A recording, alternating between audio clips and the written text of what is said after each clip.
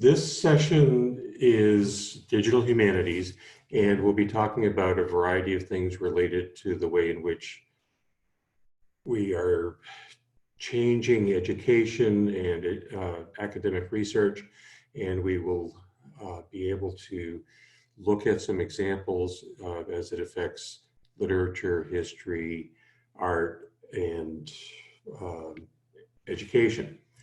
So with that, this is the description of the session, and I will stick to it as closely as I can, but as Jen said, I'm hoping that we can have a conversation. So feel free to unmute yourself and speak up if you've got a question or comment. If your microphone is not working, or if you choose not to have your dog barking at the same time that you're talking, feel free to put your message in the chat and Jen will relay those. Here's my contact information. My background is in a variety of roles in IT dating back to Digital Equipment Corporation, and I'm currently the technology advisor for a lifelong learning program at Assumption College called Worcester Institute for Senior Education. I have been with WISE for close to 10 years, taught classes on not only technology, but also history, intellectual property law, music, and politics, and taught courses on Bob Dylan. I'm planning to do a course this fall on the history of chess records, as well as doing a course on the election of 2020, and I'll be wearing my asbestos underwear when I do that one. One of the things about digital humanities is that it is a live process. So we're trying to collect information in real time. So just as I was looking through my email this morning, I saw this notice of a project underway to collect stories and data and videos and photographs and sundry items related to our current events, with the idea that we would be able to bring that forward and analyze it. We want to be able to catch enough information to be able to process it later on, but it all begins with good data. A bit more than 50 years ago now, my mother was in graduate school at Clark University, and she was an English major, and she had made a remark in her class about her not being fond of the influence of computers in the world, and particularly in the study of literature. And her professor, a fellow by the name of Robert Barricott, wrote this lengthy letter, 2-page response to her comments, of course typewritten at the time, but holding out hope that that computers could help us understand language and literature by correlating our understanding of language in new and different ways. He was prescient in that regard. We have seen over the next half century how that has evolved, and this is an important foundational part of how this course came about, or this session. I should note that I offered this as a course with WISE last year, and brought in not only some of this material, but also some current activities that are going on at Assumption College, which I'll mention later on. Also, a professor of mine, he has since retired, but he was at Amherst when I was there, did a book called Minutemen and Their World. This was research that was done in the early 1970s, and he was one of the first people to manage large chunks of data, looking at records such as birth records, tax records, and other civic information to try to profile information about ordinary citizens. And he did a lot of his analysis by way of custom programming, remembering that in the early 70s, we didn't have spreadsheets. We didn't have the ability to easily bring in databases of variety of strengths. So he worked with the folks at WPI and later had some folks at Harvard help him to do some basic analyses of where people lived, where they moved, how money was divided, and so on. One of the tidbits in this book, which won the Bancroft Prize for US history, one of the tidbits is that fully 1/3 of the firstborn children in colonial Concord were born less than 9 months after the wedding of the parents. So our colonial forebears were doing pretty much what human beings have always done. And we now have the data to prove that.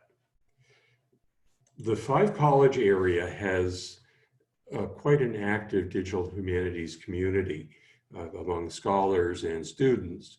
And those of you who are in the Valley, I would encourage you to take a look at these materials and, where possible, join in some of the discussions with faculty members. I've dropped into several sessions held at UMass in the history department, but there have been other programs at the other colleges as well. So once the doors are reopened, you can avail yourselves some of these presentations. In addition, there is scholarship that is being published through these channels, and most of it is under Creative Commons or equivalent. So the data is there and the reports are there. And it's fascinating. It goes all over the place, the way in which innovations in research and education have taken place. There was one, and I'm sorry, I don't remember his name, but he's at the French department at UMass, and he was using Minecraft to bring the students into a French-speaking cultural environment, and as well as navigating Minecraft in France. So there are a number of projects that are available, and I would again encourage you to avail yourselves of them. For the purposes of discussion, this is a simple definition of what digital humanities is, and it can be just seen as bringing computer technology, primarily software analyses, but as we'll see, some other technologies, to the study, to the collection of data, analyses, and then dissemination. And dissemination can be in a variety of forms, including creation of art, creation of music, creation of new types of literature. We want to be a little bit careful as we go forward, because as Douglas Adams cautioned us, we can't get too close in our work in trying to find a definition that we aren't able to see the thing alive. So let's not get too hung up on the definition of digital humanities, but see by example. One of the first instances of digital humanities took place starting in the late 1940s, working off of Bush's work on metadata and hyper-connected information and documents. Roberto Busa was a Jesuit working starting in Rome, and then eventually migrating to the United States, put together an index of all of the writings of Thomas Aquinas. And this was a project that ran for close to 30 years. It was finally completed in 1980. Robert Uso was passed away in 2011, I believe, but it was one of the people to take this massive body of information, coded into, of course, punch cards at that time, and later on paper tape and interactive computers, and then bring that into analyses. And that index survives to this day. And the links in the slides, and the slides are available as a part of this session. I would encourage you to nose around and see what this index looks like. Jumping ahead a little bit, Douglas Engelbart, who is also a pioneer in user interfaces and computer analyses, started to do some similar work in the 1960s, looking at computer technology as augmenting the human brain, augmenting our ability to communicate and to prepare information in new and different ways. So his analysis, which involves a fair bit of hefty math on top of some just deep thinking, produced a good start in the way in which we can think about using computers as aids to our cognition. So I'm going to now start to shift into some examples of what I would regard as digital humanities. First off, this project was started last year. It's called, the Open Syllabus Project. Allows people to, if I can get that window up, let's see if I can share that.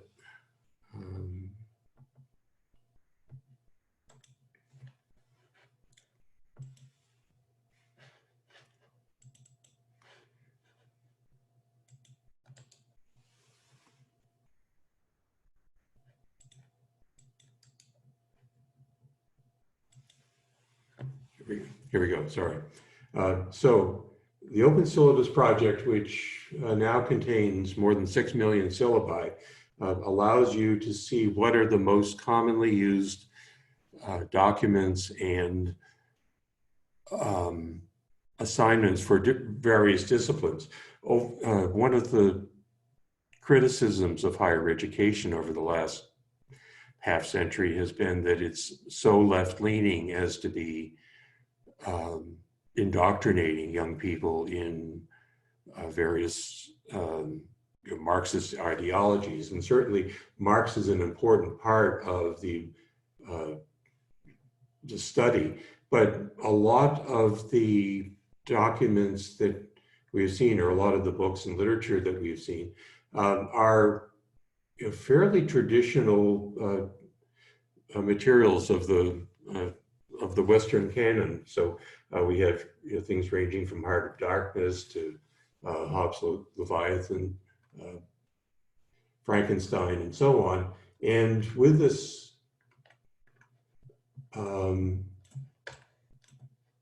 project, we can start to see what is being used at various universities and colleges throughout the world, and see where things are being used. And I'm not going to take too long a time. It's a wonderful waste of time to be able to wander through these links and see what documents are being used for what discipline. So that, for example, in the fine arts, these documents or these books are included in the syllabi of the various universities. So you can probe by university or by discipline or by book and trace through all of those. Go back to the presentation.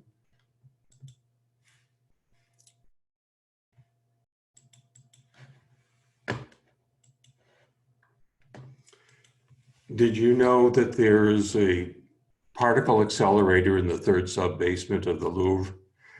I did not until I was just noodling around in Twitter last summer and discovered that indeed there is. There's a particle accelerator. It's a small one, and it's not designed to blow things up. It's designed to analyze the chemical content of various artifacts, to determine the provenance of various pieces, to be able to see the layers that are maybe underneath a painting, or to see in greater detail the construction that has gone on in sculptures. I was fortunate to have as a the next door neighbor's son is a physicist who works at Stanford, and he was able to explain to me how these small particle accelerators work. They are surprisingly more common. We tend to think of them as the big ones at the big research centers at CERN, at Stanford, and MIT and elsewhere. But there are small particle accelerators in use in various places throughout the world. So this one is used, as I said, to analyze the provenance of various pieces of art, to detect, for example, if there are dust particles on, for example, a piece of Iranian art, but it contains dust from Bulgaria in the 19th century. And so it's something that should not have been on that artifact, and that would give a clue to the idea that maybe this is a forgery. So the use of that in terms of analysis is an important piece of the study that is going on in the art world. Another aspect of art is actually generating art. Now, we've been seeing a lot of news of late about deep fakes, the ability to create images that look like other images, to create moving images that replicate actual human beings, to blend faces and bodies into situations where they never were. This piece, by way of Aida, was something different. This is a robot with a very humanoid presence.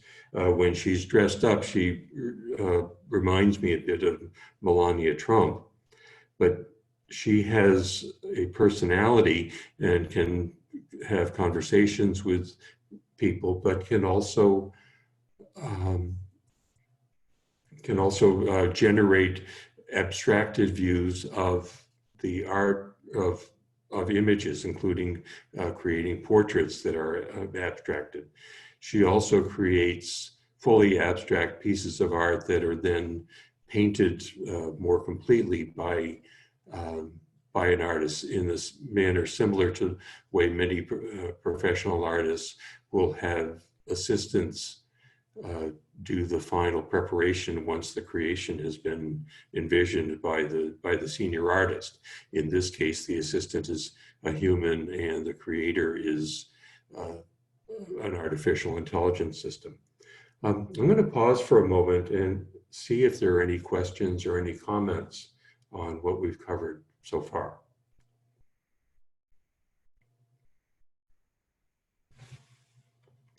Hearing none, let's move on to the next piece, which is a way in which we can study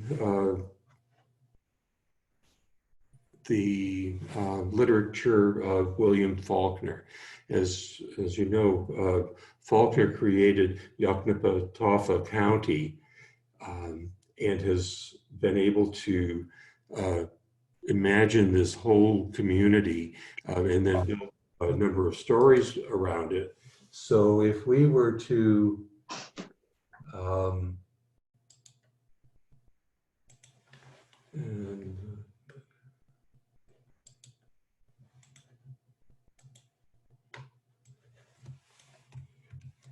excuse me while I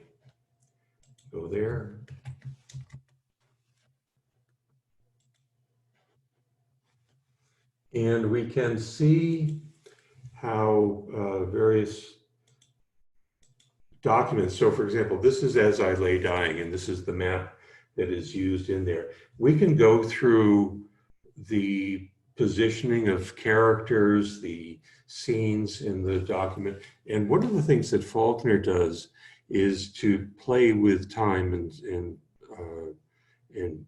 place. So the book does not occur in chronological order. And this presentation can show you how the chronology moves and jumps around from page to page. So you would have different activities and different people. As you see, the map gets highlighted with different hotspots as activity occurs. In that way, you have material covering things in the sequence of chronology as opposed to the sequence of page order. And if we were to do the page order sequence, we would see a different chronology. And so the slider there then highlights what year, what events take place. And Faulkner almost never starts at the beginning and ends at the final time. Each of the documents that Faulkner has is an example of this type of jumping around. So it's, for those of us who read Faulkner and often lost track of what was going on when, this can be a valuable navigation tool and mental model of the works. Next up, a historian who has worked at,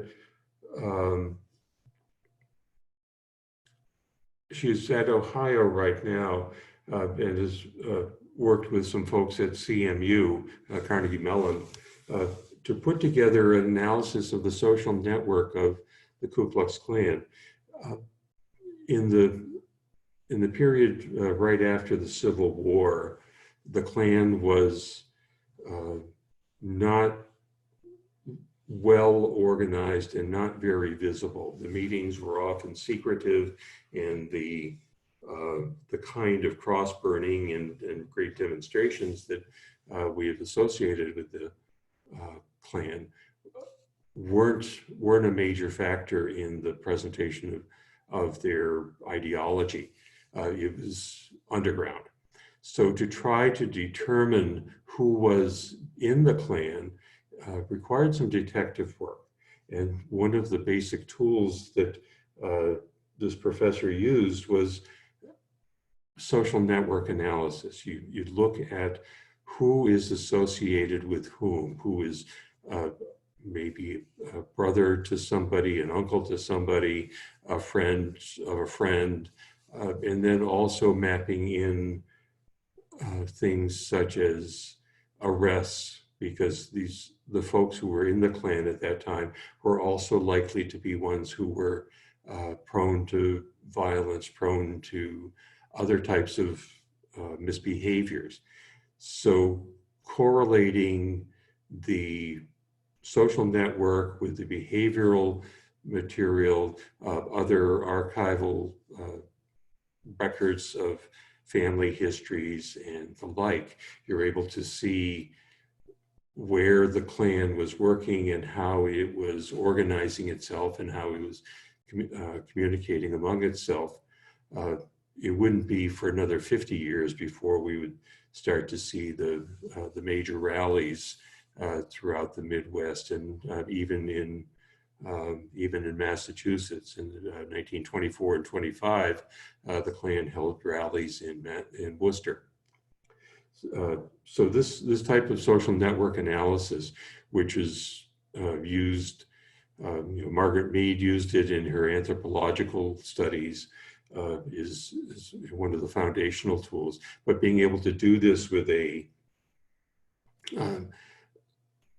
set of software tools, not only spreadsheets and databases, but also some geographical analysis tools, lets people see how the pieces are fitting together. One of the very cool projects that is going on at Assumption College by Professor Karl Hakkarainen, and he's been doing this for 4 or 5 years now. He and his undergraduate students work with archival newspapers made available by the American Antiquarian Society. And so they are looking at 2 things. First of all, the Adverts 250 is looking at the commercial culture of colonial America. And so 250 years ago, what was in the news that was published on that day? There were papers all around. Most of the papers at that time were weekly papers, so you wouldn't have a daily paper from the Worcester Spy or the Boston or New York papers. There would be various papers around different parts of the country, and they would have different topics there in their advertisements because graphics were expensive, and so they would be reusing clip art, or in that case, block prints. But they would be advertising sales of dry goods, sales of the expected household necessities, but also sales of fashionable items that have come from England and other parts of Europe. So tracking that kind of culture and seeing the ways in which the colonial economy was dependent on Europe and on England, and then in turn was dependent more and more on Southern cotton as the cotton industry grew up and as the slavery market started to increase. That led to the second part of the project, where the students and Professor Hakkarainen are looking at slave advertisements. And the Adverts 250 is published on their website, but slave advertisements are published on their Twitter feed. So in this case, they're looking at representative examples of the slave trade, and they would be looking at advertisements for runaway slaves, advertisements for buying and selling males and females and children, estate sales, where you would see listings of 3 bureaus, 2 beds, 3 couches, 2 male slaves, and a barrel of nails. And these are ways in which the commerce of enslaved people was integrated with the regular commerce of the nation. The historical record is murky because lots of folks didn't keep track of all the data that we wanted. Photography was just getting its legs at the time of the Civil War. And so it was popular to take pictures of people, of battle scenes, of famous people, and famous people would be recorded prominently. So we would have pictures of Lincoln and Frederick Douglass and other, and Robert E. Lee and Ulysses Grant and the like.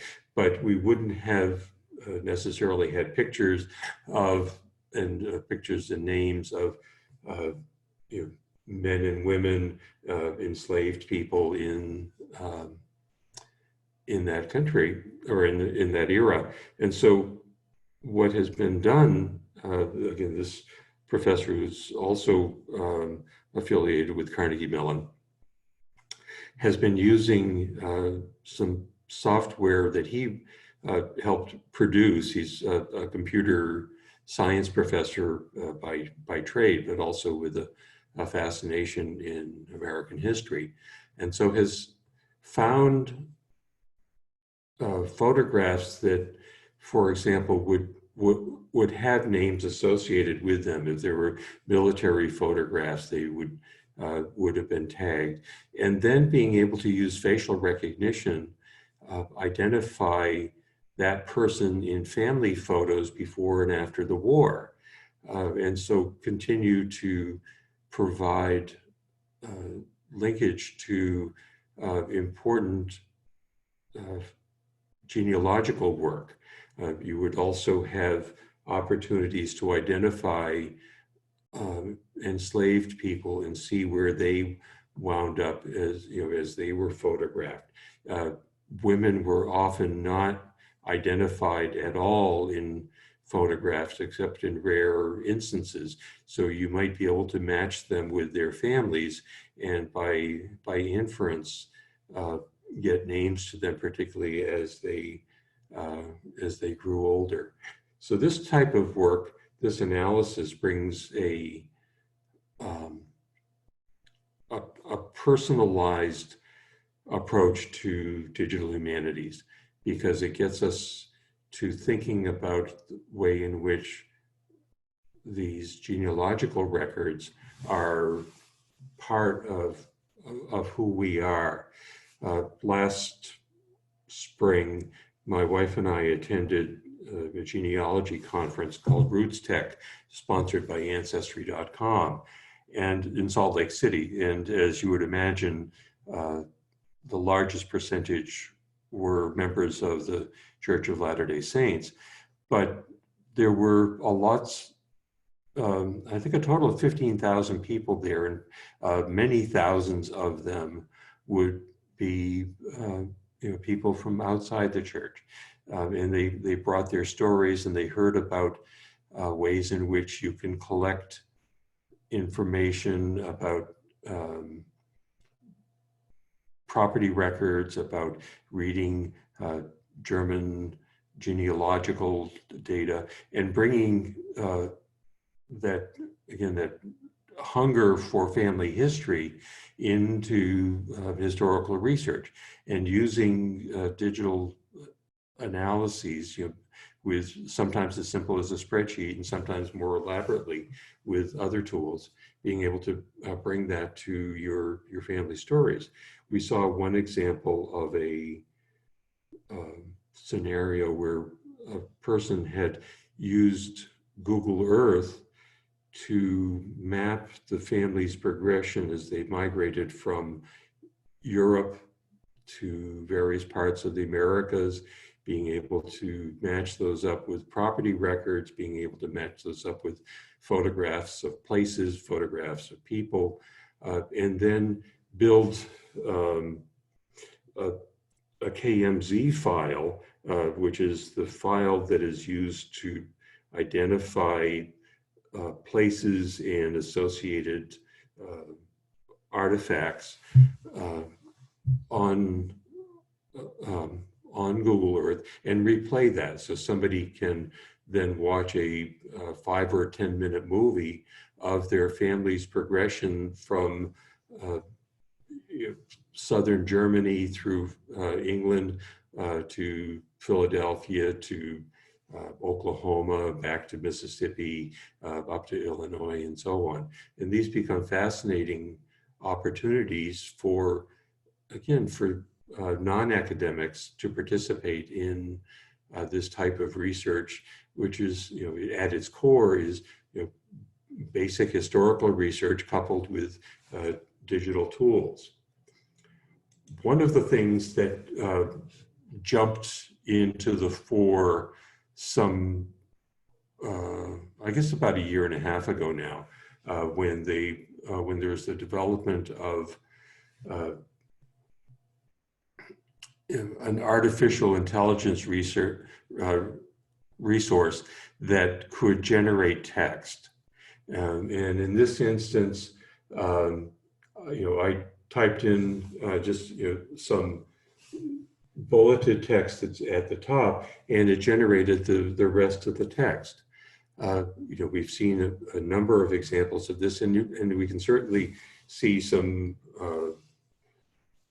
important ways in which this can be used for good by being able to provide writers with some help getting started with a project.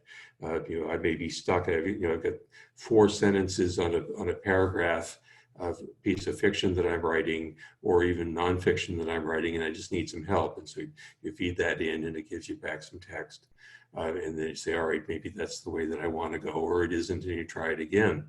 But we can also well imagine, and I'm sure that it's already been done, where students will take a topic sentence or two, feed it into the transformer, and they have now 5 paragraphs that they can put into their term paper. So it will be a particularly vexing problem for faculty, because this isn't plagiarism. This stuff is created on the fly. So there's no record of it once it's been produced for this particular student. So you would have to find other ways of determining whether the student is using an AI engine to generate the text, or is using their own brain. A core issue that comes up often in... Carl? Yeah. I'm sorry, excuse me. I just wanted to give you a 6-minute warning. All right, thank you. Yep, we're on track here. Core issue in artificial intelligence and also in the digital humanities comes from the issue of ownership of data, where we're seeing the concern that in the hunger for new data sources, researchers are often claiming data that may not be theirs to use. In this instance, where Cherokee elders have been troubled by the ways in which the Cherokee language has been appropriated by non-Native Americans in academic research, and are finding new ways of using this to preserve the Cherokee language for the purpose of preserving the culture. So the issue of ownership of data, just like the ownership of any cultural and human artifact, or artifact, be it language, be it artwork, be it skeletal remains and the like, these are problems that don't have tidy solutions and don't have clear ways of even talking about it. It's often descends into acrimony as we try to figure out how do we give control to the people who have legitimate claims on this data. Another instance was the Passamaquoddy Indians were photographed in the early videos taken in the early 20th century of some of their gatherings and some of their songs, some of their tales, but this was done by a non-native as a part of an artifact. And so the question is, when you're the subject of data gathering, what rights do you retain as individuals and as a community? So these are things that we're going to have to wrestle with a great deal as we go forward. And it gets worse. David Weinberger has written several books and essays on this topic. In his previous book, Too Big to Know, talked about the way in which the internet has given us more information than we can possibly comprehend, and break the illusion that at one point we knew what the world stood for. We could watch Walter Cronkite in the evening news and I'm dating myself here, watch Walter Cronkite tell us, that's the way it is, and we would believe him because we believed that he had a good understanding of the world.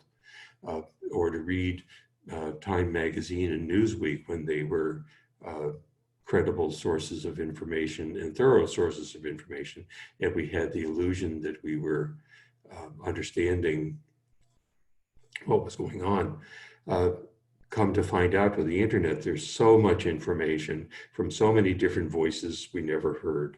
And taking that further, now with artificial intelligence coming to bear, we're seeing machine learning building insights and actions that the machine cannot explain to us. It can't explain how it derives something. When Google Maps gives me a set of directions that is different from what I have always done, I don't know how Google Maps determined that. It might be that it really does give me a faster way than I've already gone, or it may be aware of traffic conditions 15 miles down the road, of which I have no idea. But it is a way in which the algorithms and machine learning give us answers that it can't explain and we can't often understand. And if Ray Kurzweil is right, at some point in the next decade or two, when computers become sentient, we will indeed become just assistants to our robot overlords. And with that, I'm seeing that I'm getting very close to the time to end, and I'll yield to any questions or comments, and if not, we will adjourn. So, thank you. Thanks, Karl.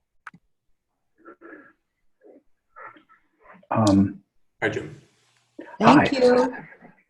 Yeah, I was particularly intrigued by the last two aspects of this, because I work in a cultural preservation mode as well, and we acquire a lot of sources from Asia, and those owners of those sources are very very on top of how we share them. But mostly towards the end, I mean, that idea that AIs don't have to explain themselves to us, it just seems like that's the old spreadsheet problem on steroids, where business managements and consultants would put together these frightfully complex models of things, and then put in a few inputs and then derive some graphs that said, yes, you have to invest in basket weaving facilities in Arizona for your best yield, and nobody could understand them. But who's working with how to filter those out, how to develop a kind of a resistance to just accepting the word of an AI for important things, even if they're important intellectually. Yeah. So the ethical issues and the explanations of the logic that AI produces is something that is, I think, actively pursued by research scientists, but they're not able to catch up with the work that is being done by others who are applying analytics to larger and larger data sets. So, and more in the scientific field, but also in the study of literature, where AI is able to correlate millions and even billions of data points and find associations that are just way beyond our ability to comprehend, with the result that we have an understanding coming from these machines that is again more complex than both in terms of the math that is being done and the data that is being correlated. It becomes the butterfly in China effect, where there's a long stream of influences, and we don't have spreadsheets big enough to be able to lay that out. So I don't know. I think we don't know, and this is the thing that Weinberger poses. We need to, of course, have ethical understandings of how machine learning and AI operate, but we don't know how to get there. And as fast as we are chasing it, other things are running even faster. Well, thanks. I think there are other people queuing up in the question line, so I'll get off the mic now. All right. Thanks. Anybody else? I know we need to adjourn in about 3 minutes, but we do have a little bit of time for a few more. Yeah, you have a two-part question. How can we best safeguard these practices and make sure ethics are being considered in these practices? What are some of the ethical considerations?